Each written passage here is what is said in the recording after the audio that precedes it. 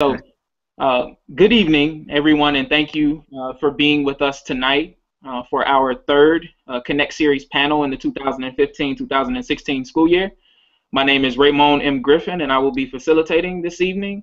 I am a third-year doctoral student at Michigan State in the Educational Administration Department, K-12.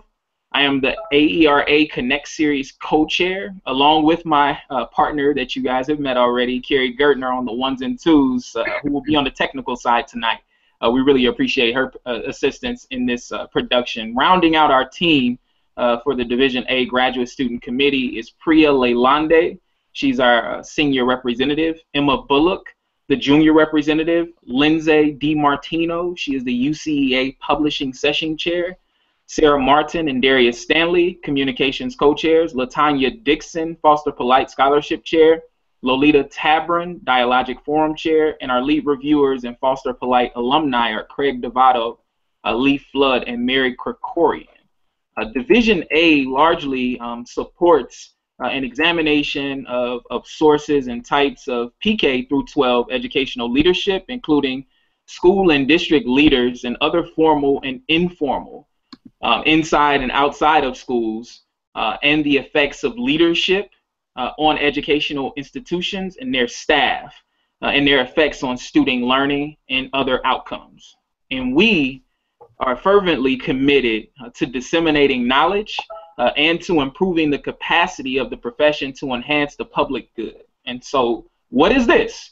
This is the Connect Series. It's an initiative sponsored by the AERA Educational, the American Education Research Association, Division A, which is Leadership and Policy Graduate Student Committee. The Connect Series is a sequence of virtual real-time sessions on Google Hangout and YouTube on Monday evenings between September 2015, which was our first one, and May 2016. And each virtual session is focused on a unique theme, as is tonight, related to policy, organization, leadership practice, and preparations, and features a different set of panelists each time. And these panelists always are very, very, very diverse. They come from numerous backgrounds, combination of scholar practitioners, school and community leaders, and policy makers. Graduate students, educators, and other university faculty are also always welcome to join in the conversation. And now for the main event of tonight. Our session today is titled Leadership in Transnational and Transcultural Communities. This builds off of the UCEA, University Council for Educational Administration, theme of leadership within transnational and transcultural communities. And to briefly put this into context for our viewers and listening audience, transnational spaces largely reflect the external connections, so the social, geographic, economic, and political borders, so to speak, whereas your transcultural spaces reflect the internal connections among race, intersections of ethnicity, gender, religion, language, ability, and sexual orientation. And today, from our esteemed panelists, we hope to emphasize the multiple identities that shape leaders and the populations that they serve. So without further ado, let's meet them. Mrs. Su Veenstra is an after-school director at the APA, American Preparatory Academy in West Valley City, Utah. APA is a public charter school district offering a rigorous classical liberal arts education to over 3,500 students in the Salt Lake County area. APA's West Valley campus, city campus, is a K-12 Title I public charter school. Approximately 75% of the students that attend there come from low-income homes, and 95% of the students are on free and reduced lunch. Most students graduating from this campus are also first-generation college. An interesting point to add about APA as well is within the last 2 years, or within 2 years, APA's after-school programs averaged 800 students a day and currently has over 21 after-school programs on their campuses. All of their after-school programs, K-12, are free to all of their students, and their motto is "We do what's best for kids." So thank you so much again for joining us, Ms. Veenstra. Well, it's a pleasure. Dr. Joe Wiemelt He is the director of bilingual and multicultural programs for Urbana School District in Urbana, Illinois. He oversees and leads the bilingual English as a Second Language, ESL, and migrant education programs in the district. He is a former bilingual and ESL teacher and has experience in teaching grades K through 8. Dr. Wiemelt also consults for various Illinois regional offices of education, where he provides professional development for districts and other organizations with ELL student populations. Thank you so much for being patient with us, brother. Dr. Wiemelt, we really appreciate it. My pleasure. Thank you for having me. Our last two panelists, Dr. Francisco Escobedo, he is the superintendent of Chula Vista Elementary School District in San Diego, California. His district is the largest elementary school district in California, with 44 schools serving approximately 27,000 students. He is also on the faculty of San Diego State and previously was a researcher at the American Institute of Research. We may also be joined by Assistant Principal Vargas. And I'm hoping that we will have them soon. They aren't on yet, but hopefully we'll have them soon. But let's get the conversation started, and we'll start with you, Dr. Wiemelt, as I know you've been sort of waiting, chomping at the bit to get to these questions. How have you seen your school community, or how is your school community transnational and transcultural?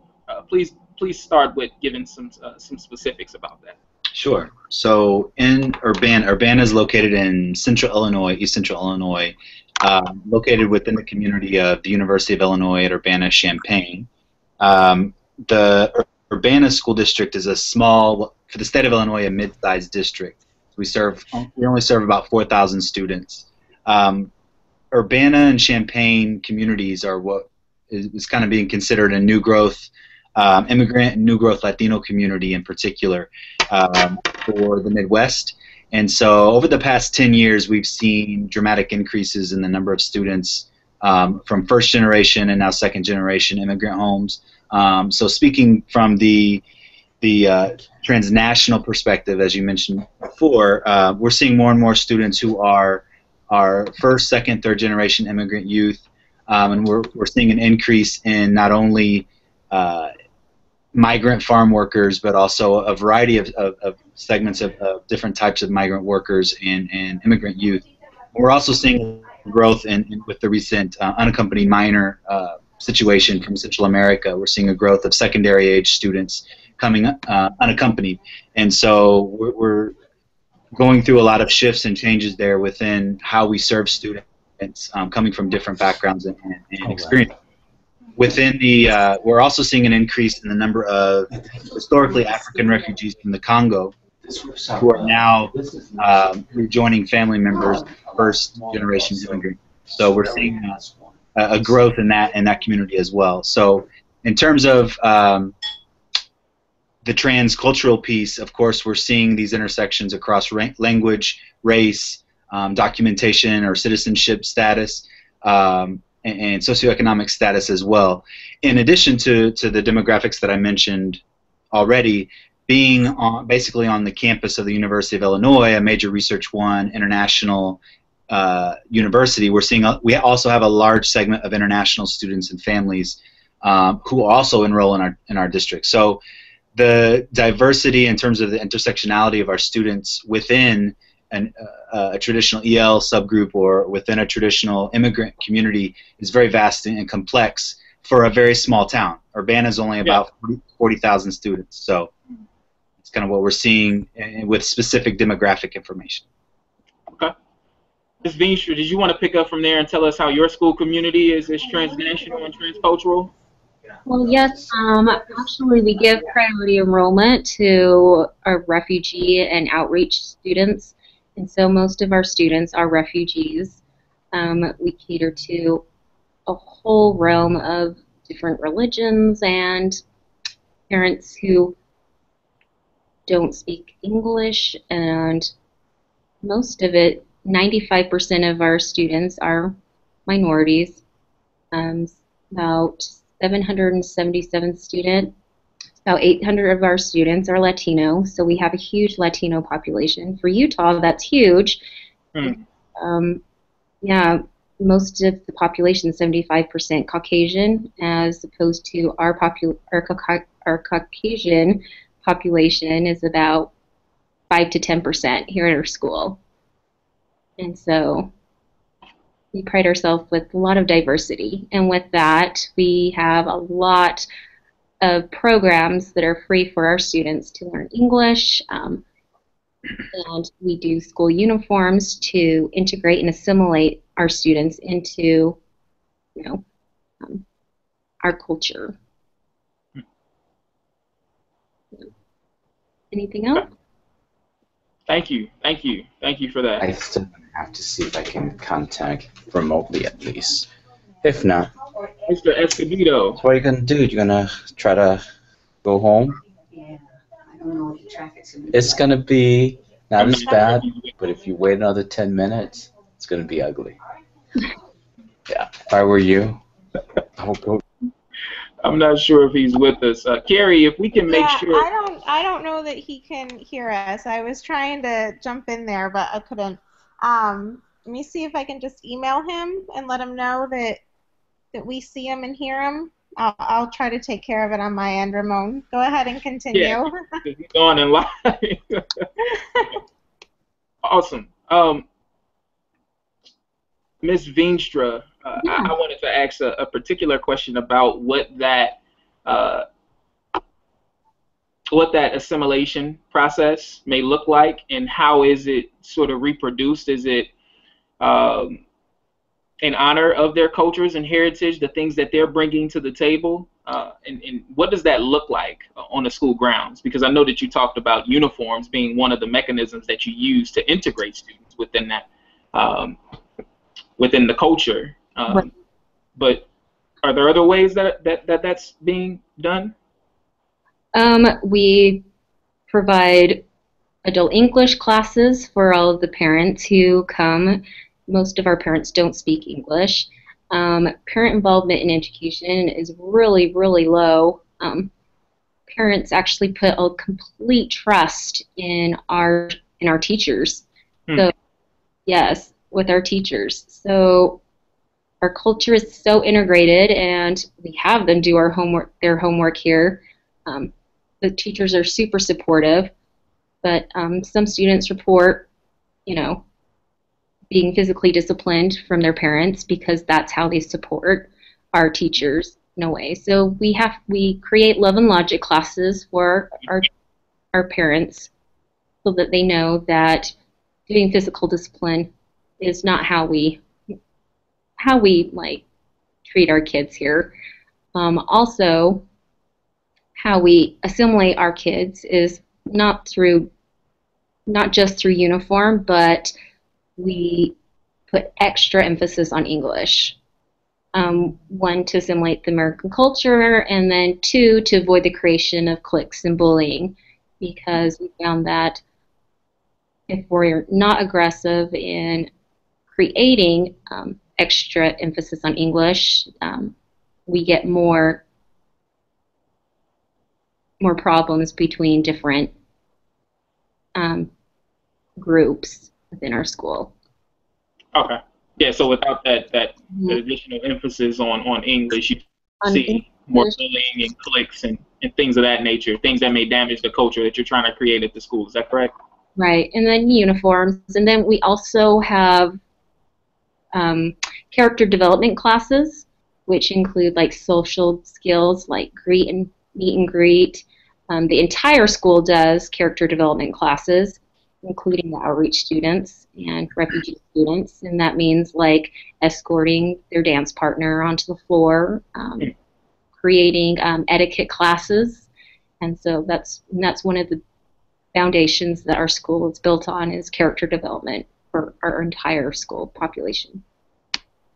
Okay, awesome. And I would love to hear more about how that's done with the outreach students, as opposed to the other students that may be navigating those grounds. But let's hear from Dr. Wiemelt on what particular aspects of leadership support transnational and transcultural communities, and what have you seen in practice and or research, since you mentioned, you know, being on University of Illinois campus?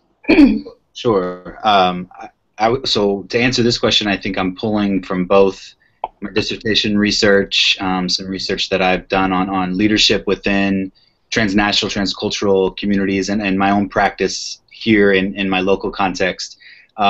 What I've seen from the strongest leaders, the strongest aspects of leadership to support students really starts with acknowledgement and recognizing two things. One is the subtractive, that very typically our school systems are very subtractive in nature, especially from a policy perspective.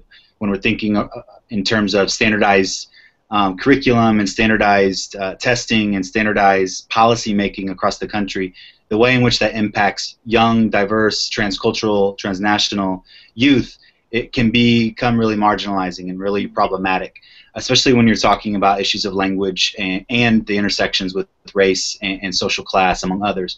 So the best leaders that I've seen are those who acknowledge that those policies are at play, and they work in ways to kind of shield their students in schools from those policies and kind of morph them into something that they can create that more matches what we know from educational leadership theory and literature, but also bilingual education. So I've seen a lot of my focus has been around fostering multilingualism, bilingualism, multiculturalism. So in contrast to the assimilation piece, we kind of view assimilation through the lens of affirming who our students are, what they bring with them, and adding to that. I believe in the idea of English plus.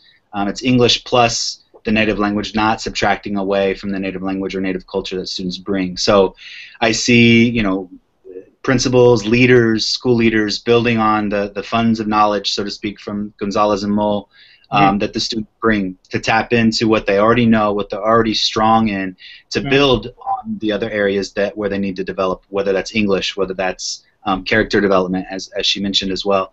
But within the school grounds, we can foster very responsive policies. We can foster very responsive practices as educators. But I do believe that it starts with bilingual education, in particular dual language immersion, building on culturally responsive curriculum, programming. Some of the best schools I've seen, in particular in Chicago, there's a school called Mecca Academy of Culture and fine arts and language, and it's a dual language school that builds on culturally relevant curriculum, arts, fine arts, etc. And it does one of the best jobs I've seen of really capitalizing on the transnational and transcultural student body that they have.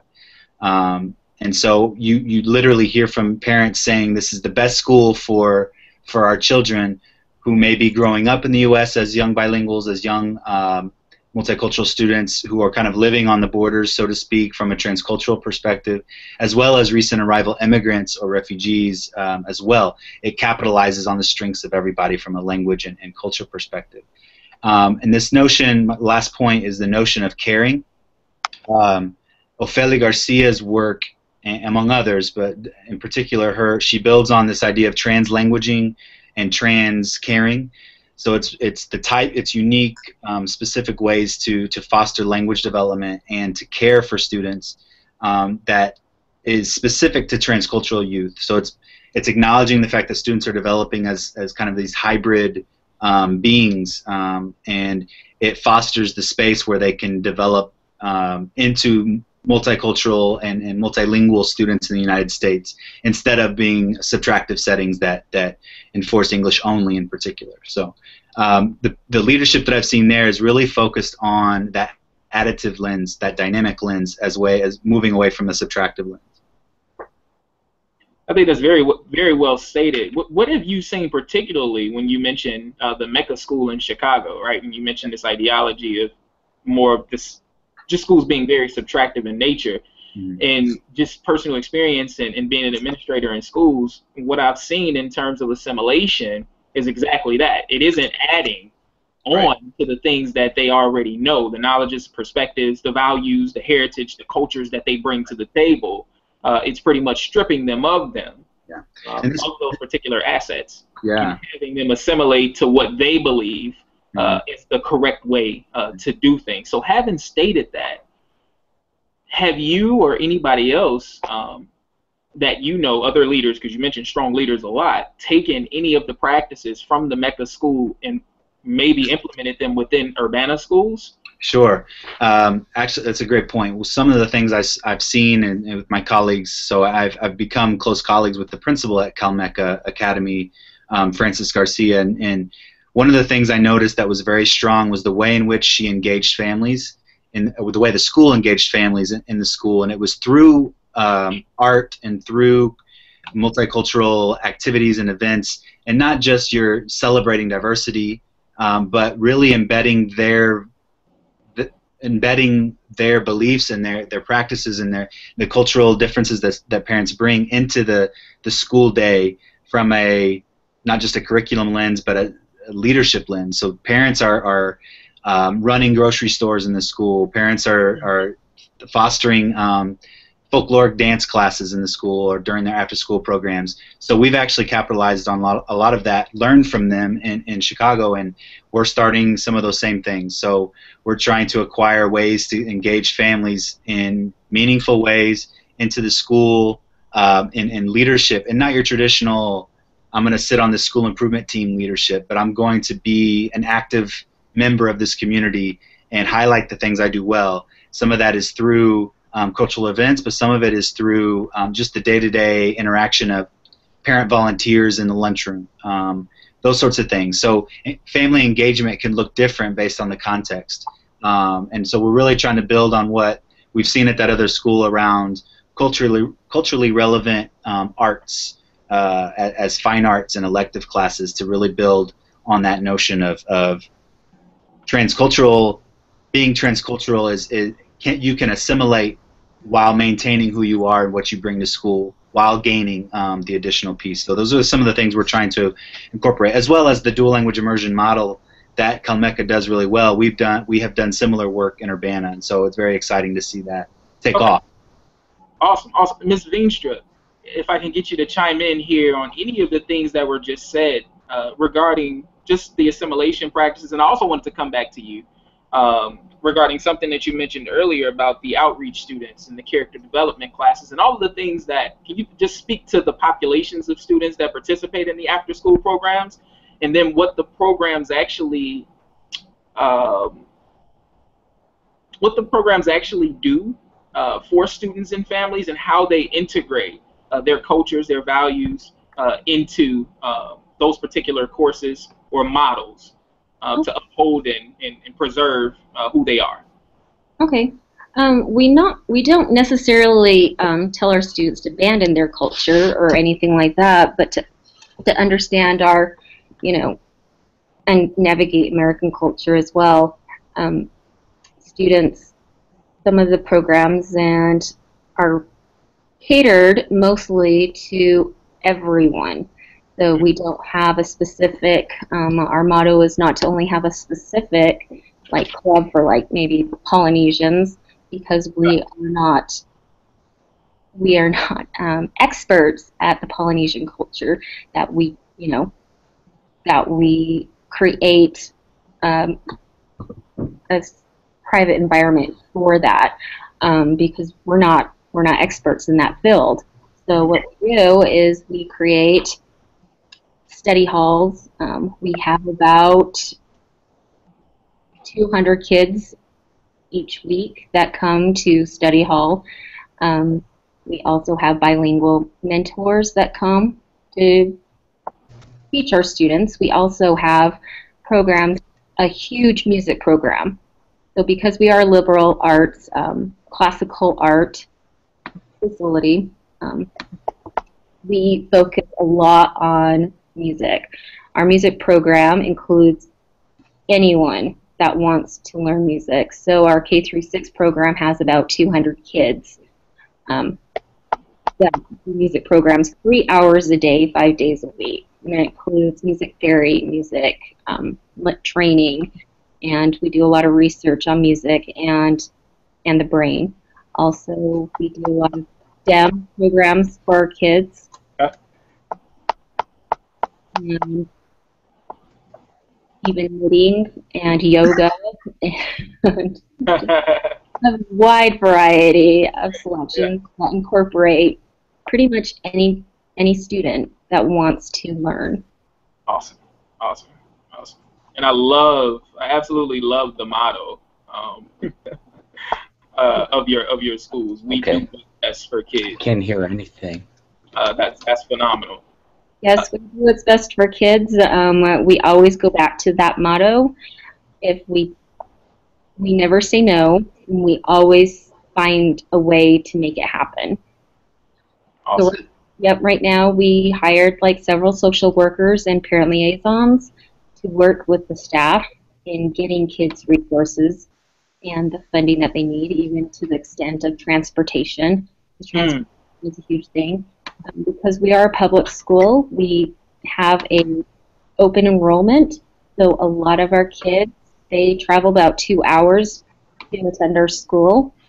And yeah, and so it's a classical education that parents find rewarding. About how many of your students would you say travel 2 hours to get to school every day? Probably about like 5%. 5%. We have 5 school districts here in the Salt Lake Valley, and 2 of them are in West Valley, which are the low-income part of the Utah in Salt Lake City. And most of our parents work 2 jobs, and and this is a great opportunity for them. Yeah. So having 3 hours of free violin lessons, homework classes, and performance classes is a big thing for them. Definitely, definitely. And this starts at what, about 2 p.m. or? So our school days actually are a little bit longer. They start at 8 a.m. They end at 3:10 p.m. Okay.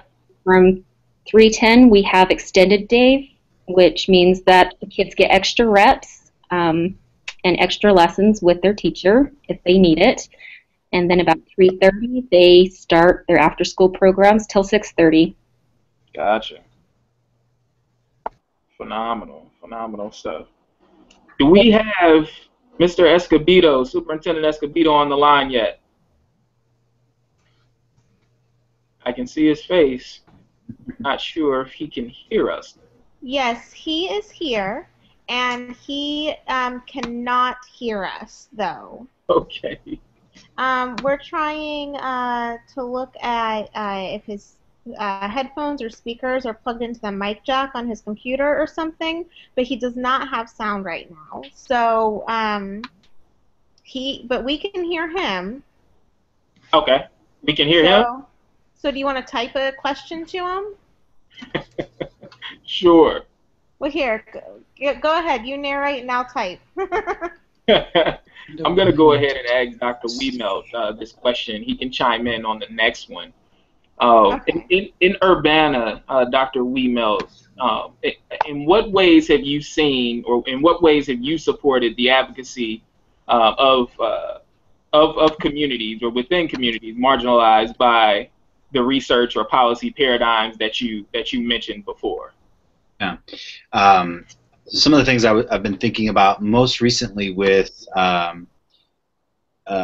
refugee youth and unaccompanied minor youth who need a lot of social, emotional support and just social service support as they kind of manage this new setting that they're in. So we actually have been partnering with our local Champaign-Urbana Immigration Forum, which is a forum of community members and immigration attorneys that are working in providing ongoing support to the schools as well as ongoing support to parents.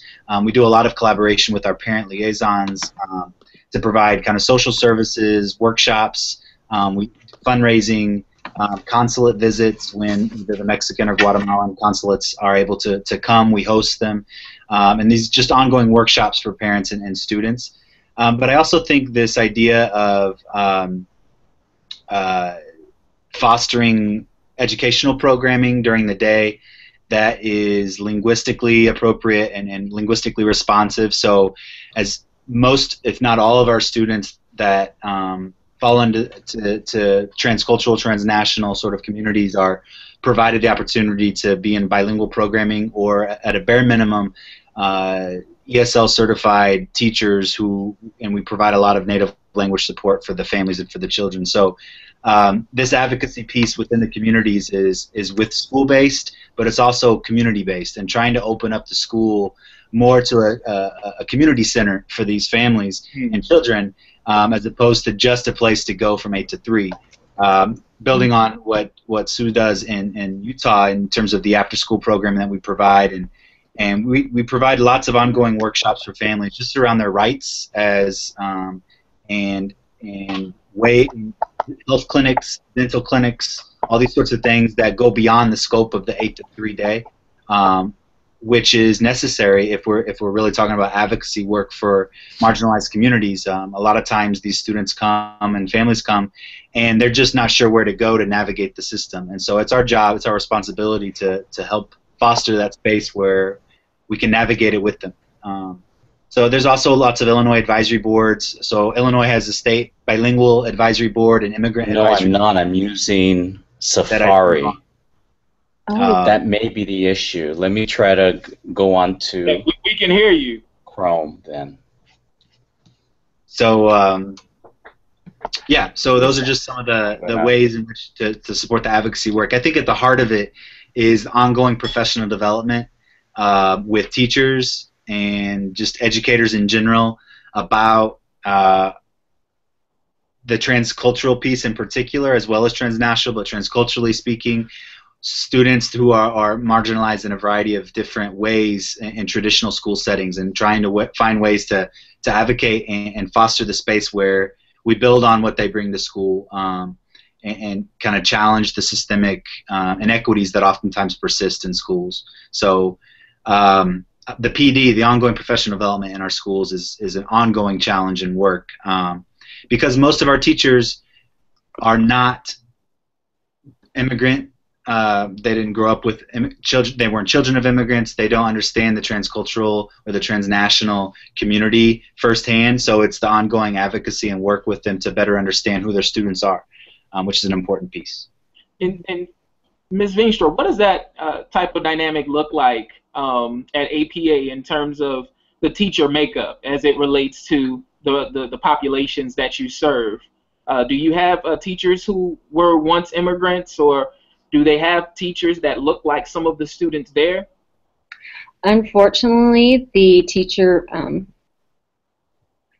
the racial makeup of our teachers here are mostly white, are mostly Caucasian. There's very few minorities or like first generation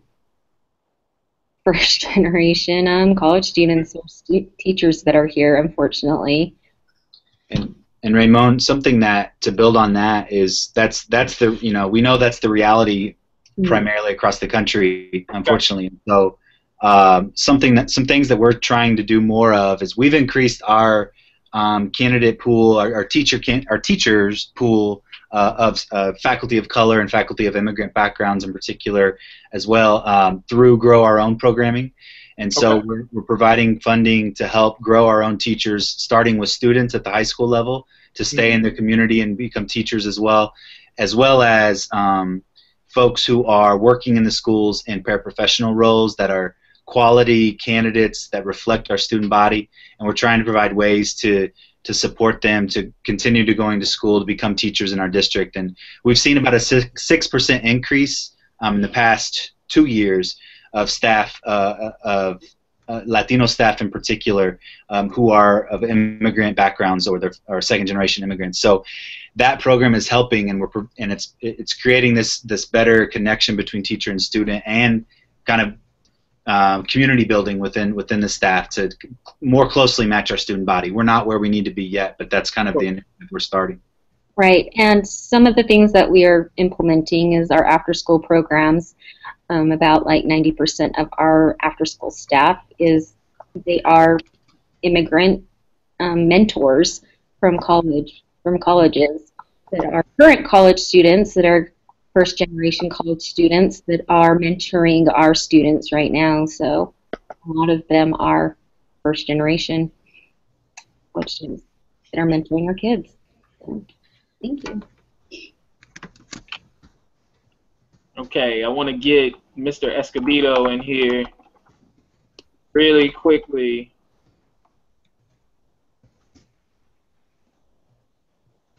You can speak now. Do you wanna go ahead and pose the question so that the viewers can hear it? Oh, well, I already posed it. Oh, you already asked it. Okay. Yeah, I think he's ready.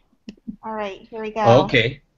I guess the question was, how do I connect with populations that are typically marginalized in my community? Well, my district serves a community that typically is marginalized. Chula Vista Elementary School District resides about 5 miles from the border of Mexico. So it is a continual strategy for us, obviously, to connect with our community. We do have a promised neighborhood in one of our school settings, so we utilize many of the research techniques like utilizing promotoras, which are parents that connect with our parents from cradle to college.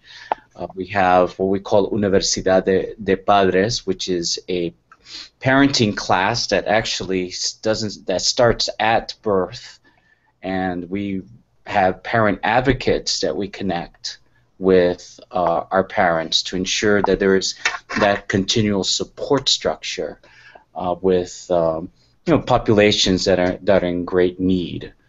And so we also have an amazing partnership with many of our social services, such as the South Bay Community Services. We have an interesting, how could I say, preschool, which is a focus on students that have received trauma at an early age.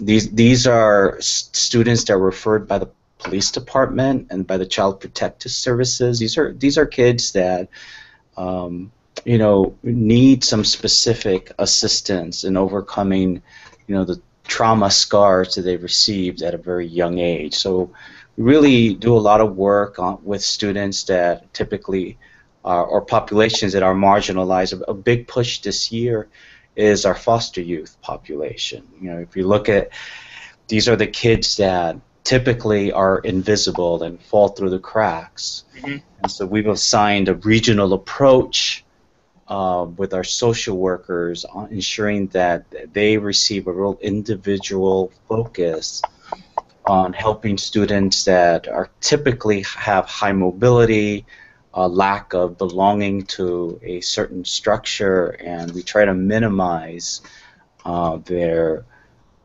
movement and try to connect them as much as we can. Is there any other questions? Okay. Yeah, of course. We're definitely lucky to have you, and thank you so much for joining us again, Superintendent Escobedo.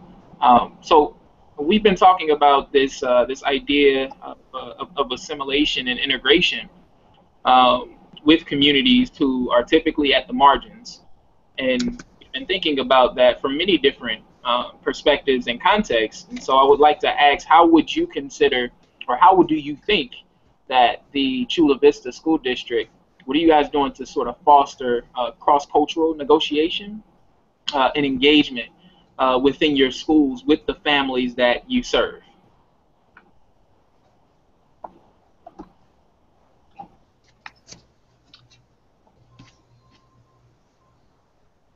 I'm not sure if he's there. Well, I don't think he can hear us still, right? No, he can't. I typed it into Hangouts for him. He's reading it. Oh, okay. Okay, so the question, I believe, is talking about the idea of assimilation with marginalized communities, and how is Chula Vista responding to it? Wow, that's a great question. In my community, it's a very binational community, which what I mean by that is the constant movement among the border is at a high rate. We have about a 25 to 30% mobility rate across the border. So the assimilation is very unique. We have 45 schools. We're the largest elementary school district in the state of California, so it's quite a large number of students that go through our buildings. But one of the things that we do to help with the assimilation purposes is we have about 19 of our schools are dual immersion schools, which means we teach both languages, but it's not just the language that we teach, but we teach the culture as well. So it's a 90-10 or 50-50 model from kinder all the way to middle school. What that means is that both languages are being taught, and then history is explicitly taught in Spanish throughout their educational careers. And the class composition is unique too, because we have about a third of the students are Spanish speakers only. Another third of the students are bilingual students, and then the other third are English only students. So we have one of the largest Japanese populations, Filipino populations, and about 20-25% are Anglo as well. So we have a real diverse population, yet they are in these dual immersion classes learning the Hispanic culture as well as the English culture. So it's a really nice way not only to assimilate, I believe, with the culture at large, but also for the other cultures to understand the Hispanic culture. So it's really a beautiful thing to see and watch, and you see how the kids progress. We have been so successful that by the time our students are freshmen, they're scoring a 5 in their AP exam, not only in Spanish, but in history as well. So it's something that we take great pride in finding ways to ensure that assimilation aspect is purposely integrated in our curriculum. Thank you. For Dr. Yes, I agree with you, Joseph. Dual immersion is a key systemic way to foster the space. You're absolutely right. Thank you. The powers that be. I love it. Dr. Wiemelt, did you want to expand on anything that he stated for our listening audience, because he can see it, but we can't hear. Yeah. While Dr. Escobedo was talking, I wholeheartedly agree with a lot of things that he was saying. But the dual language immersion, the 2A immersion program and model is a key systematic way to foster the kind of space that we want for cross-cultural negotiation and bilingualism, dynamic bilingualism, additive bilingualism, and academic success. As he mentioned, his high schoolers are doing well on AP exams, oftentimes that go through these kind of developmental additive programs. And this goes back to the school, Calmeca School in Chicago, and the schools that we're fostering in Urbana around Spanish, and also now French and Mandarin. We're seeing growing numbers of French Lingala speakers from the Congo and Africa, and we're seeing such growth that we're starting the conversation about the possibility of starting dual language immersion in French. And so this cross-cultural development of students, not only in Spanish, but across immigrant communities, transnational communities. So it is, we know from a research stance, it's the best way to educate students when you have the ability to. It's the best way to foster multilingualism, multiculturalism, this cross-cultural development.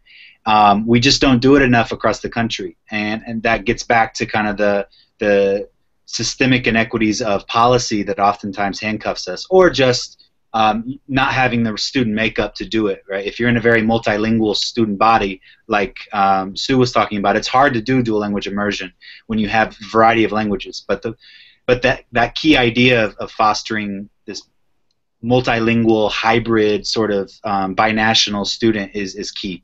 So. And I totally agree with you, Joseph, because when Utah has a 1% African American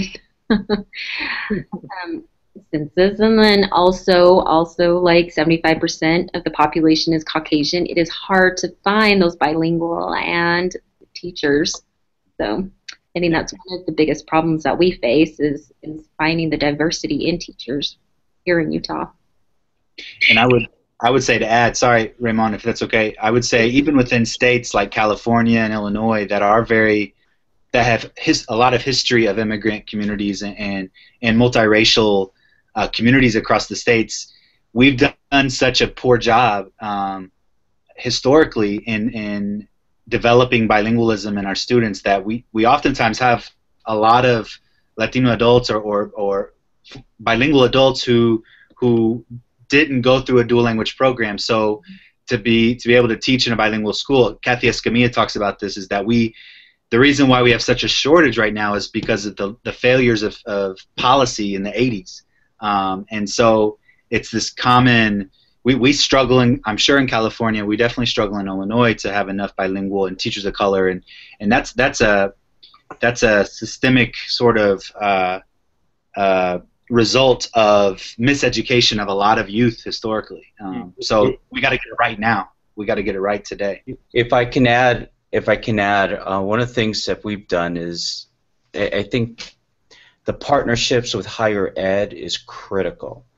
And some of our principals and our teachers have our professors for San Diego State, and they help with the whole promoting, getting, really emphasizing that bilingual, binational type of credentialing system, and they get a lot of the theory and practice at our schools, which really has been amazing. One of the things that we're doing as well, since 2000, we have a Compact for Success with our university, which means students that come from our area, if they get a certain grade point average, they're automatically accepted to the university. Oh. And if they get a teaching credential, they will have priority to be teachers here at our district. So we really want to create a pipeline, right? And I think that's one of the failures, is that we see our organization as an entity. Middle school sees their organization as an entity, and high school, and then higher ed, and then you have career and college, right? Yeah. We want to link everything together as much as we can, and want to create pathways to ensure that there's a seamless structure from birth to college and career. And we're beginning to piece it together, and I think in a few years we'll be receiving a lot of dividends. We're seeing a lot of dividends already in many of our classes who actually entered San Diego State. But to respond to that teacher shortage, I believe restructuring these traditional pipelines have to occur. Awesome. And to round everything out tonight, Ms. Veenstra, I wanted to just ask you, and then I also ask Dr. Wiemelt and Mr. and Superintendent Escobedo to finish us off here. How do you think current and inspiring leaders, I know you spoke to this a little bit, Dr. Wiemelt, earlier, how do current and inspiring leaders prepare for leadership in transnational and transcultural spaces, and what tools or insight would you suggest? Tools for leadership. So all of our leaders, APA teachers and everything, are trained actually to treat all students with dignity and respect. As we become aware of all of these issues, they're all addressed in very systemized, regular matter, including regular communications, staff meetings, which includes,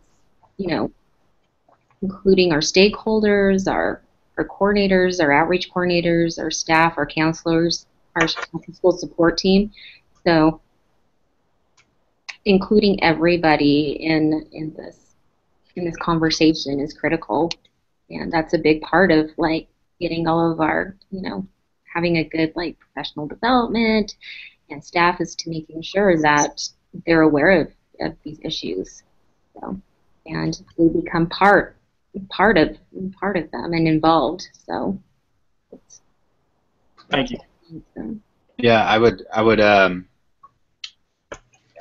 say, some of the stuff that I've thought a lot about as a practitioner, but also in my dissertation work, this is kind of my implication section, right? Of how do you prepare leaders, or what does it mean to be a critical leader or equity-oriented leader in bilingual education or transnational, transcultural communities? And it really does have to start with acknowledging that the status quo, the typical preparation is not enough.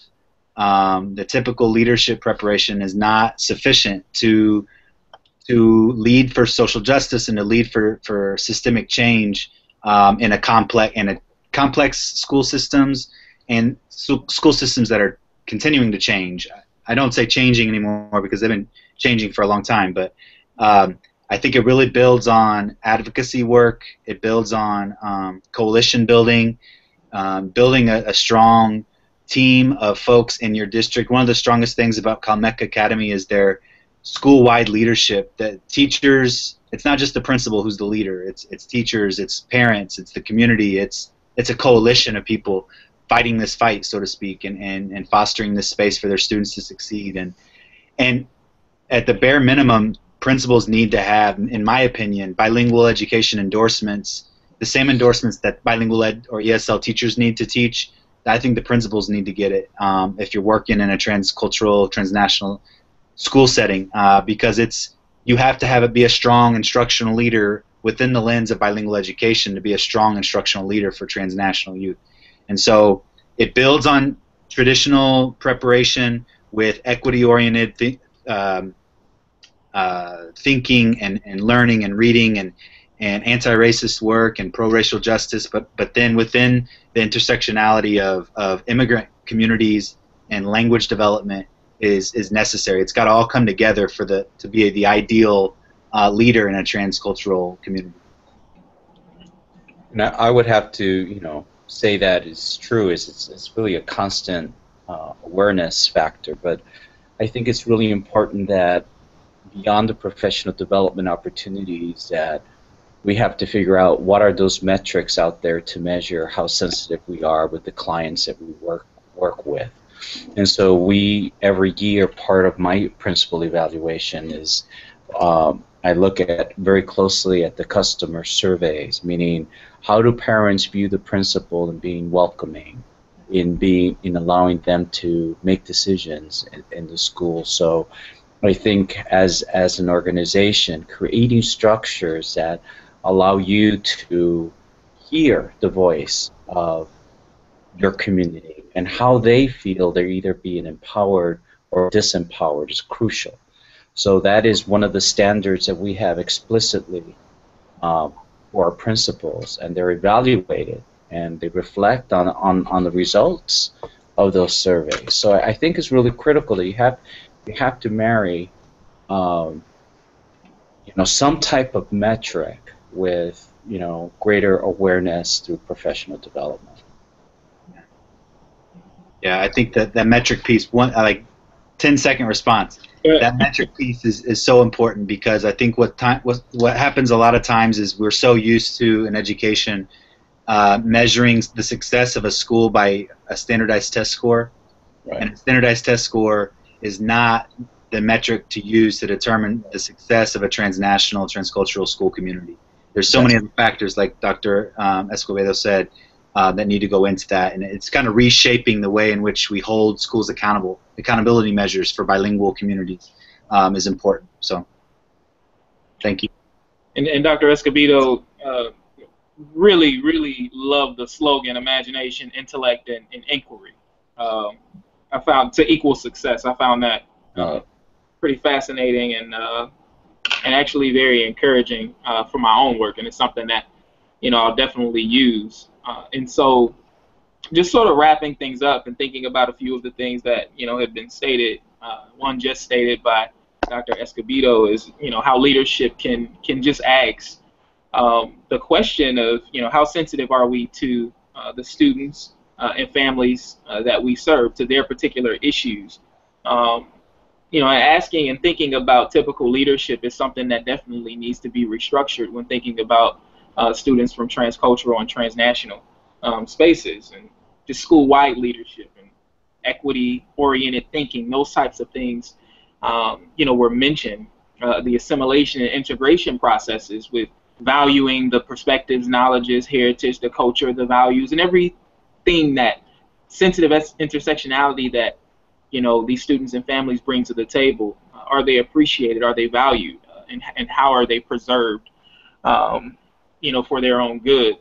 I love what is going on with San Diego State in terms of the grade point average, sort of yielding another pipeline for students to not only be successful, but to also come back into the teaching profession and what's going on in Utah. With Ms. Veenstra and just the phenomenal work that you're doing there, and also Dr. Wiemelt in Urbana schools, and adopting some of the policies that are going on in Chicago to make the lives in the communities, because we spoke a lot about advocacy tonight, better with the youth and the families that sort of navigate these spaces. And so, just for the folks who are listening, transnational spaces largely reflect the interconnected external dimensions that sort of traverse social, geographic, economic, and political borders, juxtaposed with transcultural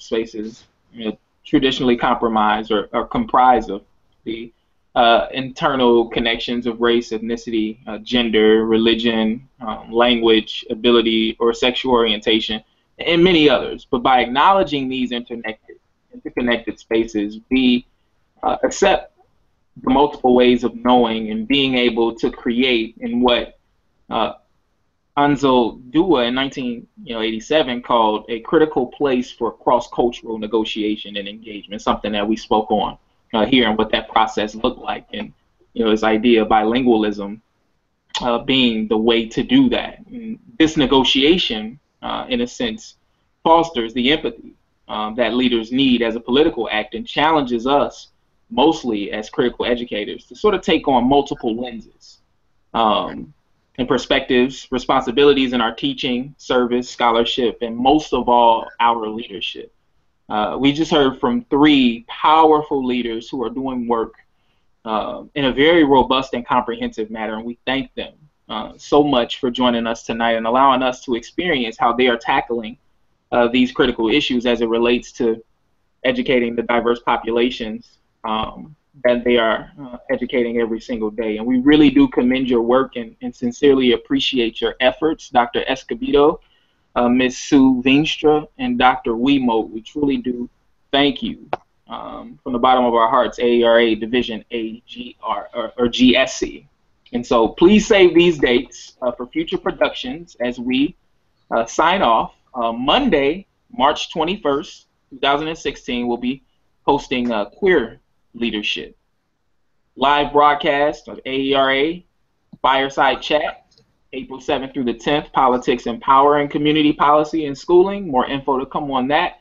And then lastly, Monday, May the 9th, 2016, we'll be hosting our last Connect series of the year, Remembering Rural Schools.